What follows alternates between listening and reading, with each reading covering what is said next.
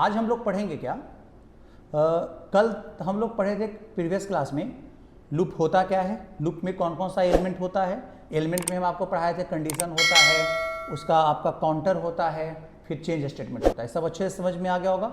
3 loop भी पढ़ लिए थे, मतलब हम लोग व्हाइल लूप भी कवर किए थे, डू व्हाइल भी कवर किए थे, दोनों में डिफरेंस भी आपको बताए थे व्हाइल और डू व्हाइल में, और देन फिर हम लोग कवर किए थे फॉर लूप को भी। ठीक है, चलिए अब हम लोग 2 लूप और है जावा में, उसको आज कवर करते हैं। मतलब हम लोग कवर करेंगे इस वीडियो में फॉर ईच लूप। ठीक है, हम लोग कवर करेंगे किसको, फॉर ईच को। ठीक है, फॉर ईच लूप, क्लियर है।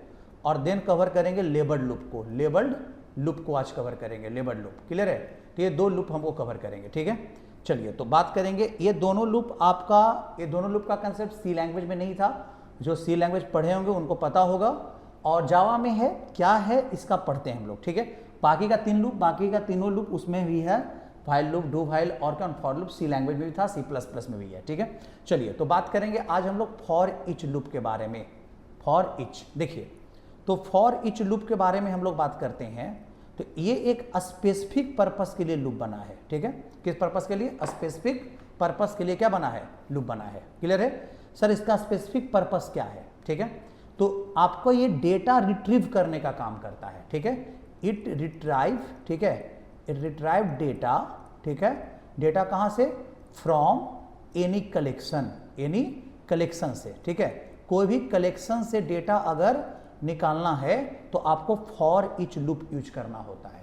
तो सर कलेक्शन का मतलब क्या है, कलेक्शन का मतलब होता है डेटा स्ट्रक्चर्स। ठीक है, मतलब जहां पे डेटा का कलेक्शन हो। ठीक है, तो डेटा का कलेक्शन किस चीज में होता है, तो एरे में होता है, तो एरे एक कलेक्शन कहलाएगा। ठीक है, स्टैक होता है तो स्टैक एक कलेक्शन कहलाएगा। लिंक लिस्ट होता है तो लिंक लिस्ट एक कलेक्शन कहलाएगा। क्यू होता है, जितना भी चीज़ भी हम आपको बोल रहे हैं ये सब कलेक्शन है। ठीक है, वेक्टर होता है, ये कलेक्शन है, ये सबके पास सेट ऑफ डेटा होता है। क्लियर है। अब इस सभी कलेक्शन में से एक करके डेटा हमें निकालना होता है। ठीक है, सभी कलेक्शन में से एक करके डेटा हमें क्या करना है, निकालना होता है, तब ना कोई ऑपरेशन को परफॉर्म करेंगे। ठीक है, तो इस केस में जावा ने स्पेशल लूप ही बना दिया, that loop is called for each loop. Clear है, उस लूप को क्या बोलते हैं, फॉर ईच लूप बोलते हैं, जो एक स्पेशल लूप है जो क्या कहता है कि हम किसी भी कलेक्शन में से डेटा को हम क्या कर लेंगे, रिट्रीव कर लेंगे। क्लियर है, तो सर यूज कैसे करते हैं इसको, एक एग्जांपल बताइए। देखिए, तो सबसे पहले तो सिंटेक्स देंगे। देखो, तो सिंटेक्स को समझ लो कैसे यूज करेंगे फॉर ईच लूप को। तो फॉर ईच लूप यूज करने के लिए हम लोग का जो सिंटेक्स होगा वहां पे कीवर्ड फॉर ही कीवर्ड होता है। कौन सा कीवर्ड होगा, फॉर कीवर्ड ही होगा। क्लियर, सिंटेक्स कौन सा होगा, मैं आपको फॉर ईच कीवर्ड यहां नहीं है, फॉर ही कीवर्ड यूज करना है। फिर यहां ब्रैकेट ओपन करेंगे, फिर यहां पे आपको यूज करना डेटा टाइप, क्या यूज करेंगे, डेटा टाइप, और फिर एक देंगे यहां पे वेरिएबल का नाम, वेरिएबल नेम, कोई वेरिएबल का क्या देंगे, नाम, और फिर कोलन यूज करेंगे, क्या यूज करेंगे, कोलन, और फिर यहां पे देंगे कलेक्शन का नाम, कलेक्शन का नाम, जिस कलेक्शन में से डेटा को निकालना है, और इसके अंदर में हम सेट ऑफ क्या लिख देंगे, कोड लिख देंगे। क्लियर है। तो सर ये डेटा टाइप और वेरिएबल का नाम क्या है, ये तो समझ में आ गया सर, कि कलेक्शन का नाम मतलब उस कलेक्शन का नाम जिसमें से डेटा हमें क्या करना है, रिट्रीव करना है, ये तो हमें समझ में आ रहा है। लेकिन सर डेटा टाइप और वेरिएबल का नाम क्या है, सुनिए। तो कलेक्शन को देखना है पहले कि जो मेरा कलेक्शन उसमें किस टाइप का डेटा स्टोर है। ठीक है, चाहे वो डेटा ऑब्जेक्ट हो सकता है, चाहे वो डेटा इंटीजर टाइप का हो सकता है, फ्लोट टाइप का हो सकता है। क्लियर है, चाहे किसी क्लास टाइप का हो सकता है, किसी भी टाइप का होगा। तो वो कलेक्शन डेटा जिस कलेक्शन में से डेटा को निकालना है, बाहर निकालना है, वो कलेक्शन किस टाइप का है, वही डेटा टाइप आपको यहां पे यूज करना है। अगर आपका कलेक्शन इंटीजर का है तो यहां पे डेटा टाइप क्या देंगे, इंटीजर का देंगे। क्लियर है। और फिर ये वेरिएबल का नाम, तो वेरिएबल का नाम क्या है, तो वेरिएबल का नाम इसलिए देते हैं कि कलेक्शन में से एक डेटा इस वेरिएबल में आते जाएगा, जब तक लूप चलते रहेगा तब तक, और लूप तब तक चलेगा ये जब तक कलेक्शन में डेटा रहेगा तब तक। आपको कोई ऐसा नहीं लगना है कि यहां से लेके 1 से लेके 10 तक लूप लगाना है, ऐसा कुछ करने की जरूरत नहीं है। समझ में आ रहा होगा। तो सिंटेक्स आपको अब क्लियर होगा कि डेटा टाइप क्या होता है, वेरिएबल का नाम क्या होता है, कलेक्शन क्या होता है। चलो तो अब हम इसको एक यूज करके हम आपको दिखाते हैं, पहले इसको समझ लो। देखो यहां पे एक फिगर से समझते हैं।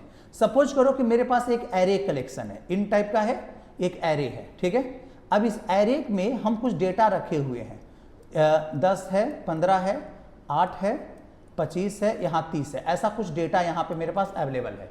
ठीक है, तो आप लोग एरे थोड़ा बहुत जानते होंगे, तो एरे मेमोरी में एलिमेंट्स के फॉर्म में डेटा को रखता है। ठीक है, तो यहाँ पे 5 डेटा है, तो 5 एलिमेंट इसके अंदर बन गया होगा, और हर एक एलिमेंट का एक यूनिक इंडेक्स होता है।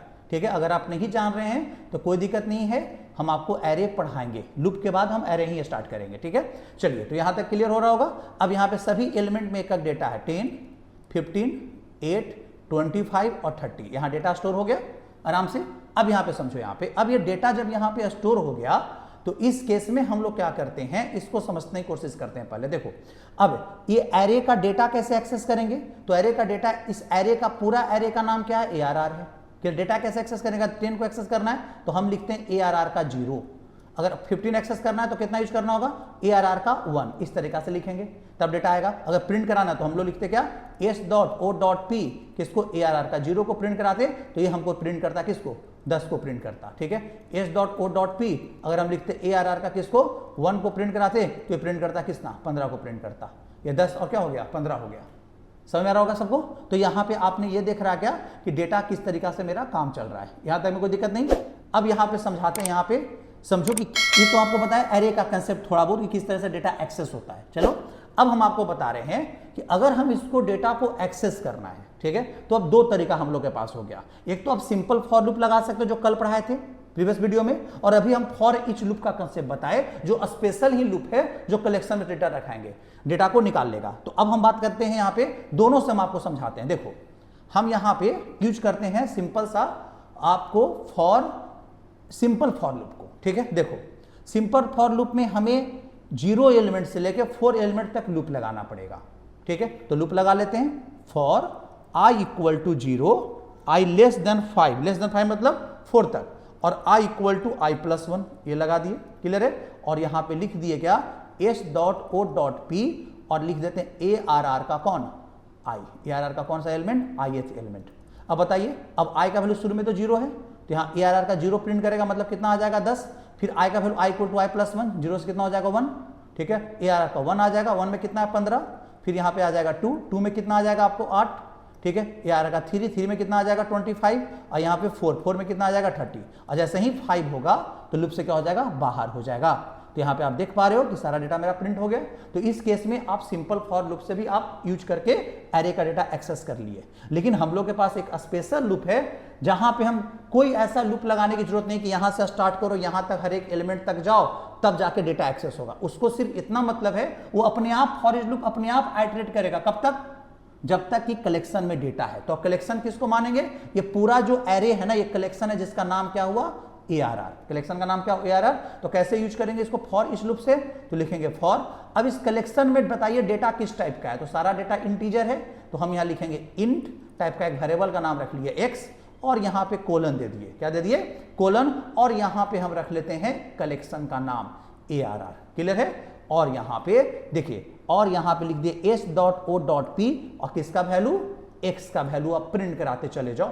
जो करना है, मतलब हमको प्रिंट कराता हूं, प्रिंट करा लिए, आपको सभी x का वैल्यू को सम करना तो आप सम कर लो, जो आपको करना वो कर सकते हो। ये रिट्रीव करना तो हम दिखा रहे हैं आपको किस तरह से कलेक्शन से डेटा हम क्या करेंगे, रिट्रीव करेंगे। ये अपने आप आइटरेट करेगा, पहला बार x में कितना आ जाएगा, 10, फिर अपने आप आइटरेट करेगा, x में कितना आ जाएगा, x का वैल्यू प्रिंट करेगा 15, फिर 8, फिर 25 और फिर 30। इस तरह से क्या कर जाएगा, प्रिंट करते चला जाएगा अपने आप। आपको कुछ ऐसा सेट करने की जरूरत नहीं है कि 0 से लेकर यहां तक जाइए।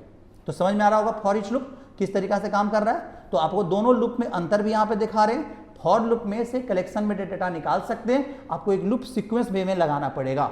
तो हम एक सिंपल एरे का एग्जांपल लिए हैं, ठीक है। अब ऐसा बहुत सारा कलेक्शन है, आपको जावा में कलेक्शन फ्रेमवर्क पढ़ना भी है, कलेक्शन फ्रेमवर्क। ये भी हम आपको आगे पढ़ाएंगे कि सारा कलेक्शन किस टाइप का डेटा रखता है, क्या होता है, हर एक कलेक्शन का एल्गोरिदम क्या है, ठीक है, डेटा एक्सेस करने का तरीका क्या है, सारा चीज आपको बताया जाएगा। अभी सिर्फ हमको फॉर ईच लूप पढ़ाना था, तो हमने एक एग्जांपल लिया एरे का, ठीक है, कि एरे भी एक कलेक्शन की तरह यूज होता है, बस है जिसके पास डेटा का कलेक्शन है, सिमिलर काइंड ऑफ डेटा का कलेक्शन है। क्लियर है। चलिए, तो अब हम लोग बात करेंगे यहाँ पे, इसको देख लेते हैं करके कि इससे ही चल रहा है कि नहीं चल रहा है, ठीक है। देखिए यहाँ पे आते हैं।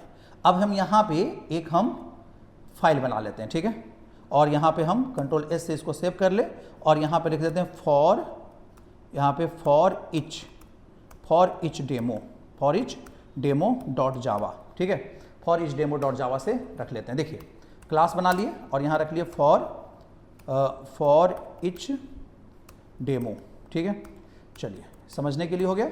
अब आइए यहाँ पे, चलिए एक एरे बना लेते हैं, एक कलेक्शन बना लिए यहाँ पे इस तरीक़ा से, और यहाँ डाल दिए 12, 33, 44, 55, 66, चलो इस तरीक़े से डाल दिए।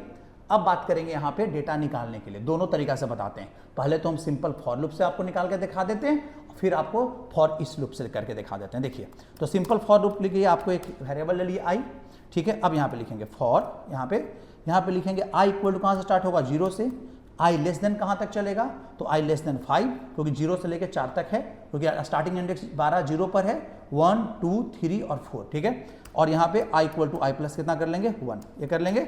और यहाँ लिखेंगे सिस्टम डॉट आउट डॉट क्या लिख देंगे, प्रिंट एलन, ठीक है। और यहाँ पे हम प्रिंट करा लेते हैं किसको, ARR के, किसको, आई को। अब यहाँ पे देखोगे, यहाँ पे तो आपका पूरा के पूरा एरे आराम से क्या कर देगा, एरे का हर एक डेटा को प्रिंट करा लिया रिट्रीव करके, ठीक है। चलो इसको रन करा के चेक कर लेते हैं सही चल रहा है कि नहीं। यहाँ पे आ जाते हैं, हम ओपन कर लेते हैं CMD को, ठीक है।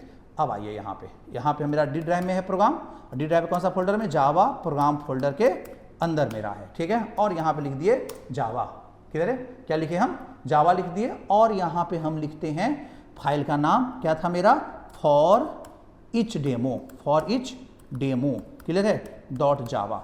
चलिए देखो आपका डेटा सारा आ गया ना, पूरा अच्छे से प्रिंट हो रहा है। अब इसी चीज को हम लोग फॉर ईच लूप से भी किया जा सकता है, ठीक है, फॉर ईच लूप से भी हम लोग कर सकते हैं। देखते हैं करके उससे कैसे हो रहा है। अब यहाँ पे देखो, चलो हम इसको हटा ही देते हैं, चलो यहाँ पे हम हटा दें और फॉर ईच लूप लगाते हैं। देखो यहाँ पे फॉर ईच लूप लगाने के लिए वेरिएबल यहाँ पे डिक्लेयर करने की जरूरत नहीं है। फॉर डेटा का कलेक्शन किस टाइप का है, इंटीजर टाइप का, इन टाइप का एक वेरिएबल रख लो, एक्स रख लो, एन रख लो, पी रख लो, क्यू रख लो, जो नाम रखना है मत रख लो। हम एन रख लिए, एक एक नंबर आ रहा तो एन रख लिए, और यहाँ पे हम रख लिए ARR कलेक्शन का नाम। बस आपको इतने लिखना है, एन का वैल्यू को प्रिंट करा के देख लो, जब तक डेटा है कलेक्शन में, जब तक ये लूप अपने आप आइटरेट करते रहेगा। यहाँ पे देख लो, क्लियर है। अब यहाँ पे हम इसको रन करा के फिर से चेक करा लेते हैं। देखिए यहाँ पे देखो, यहाँ फिर से डेटा आ गया, तो आपको समझ में आ गया होगा फॉर ईच लूप का पर्पस आपको आसानी से समझ में आ गया होगा कि किस पर्पस के लिए हम लोग फॉर ईच लूप को यूज करते हैं जावा में, ठीक है। तो एक स्पेशल लूप है, एक स्पेसिफिक पर्पस के लिए क्या है, एक लूप बनाया गया है जावा में, जहां पे हम लोग डेटा को किसी कलेक्शन में से डेटा को निकालने के लिए क्या करते हैं, यूज करते हैं, ठीक है। तो एक स्पेशल लूप है, क्लियर है। चलिए फिर मिलते हैं हम लोग अगले वीडियो में, आपको हम पढ़ाएंगे, ठीक है, कि आपका लेबल लूप का कंसेप्ट जावा में क्या होता है। इस वीडियो में इतना ही रहने देते हैं, ठीक।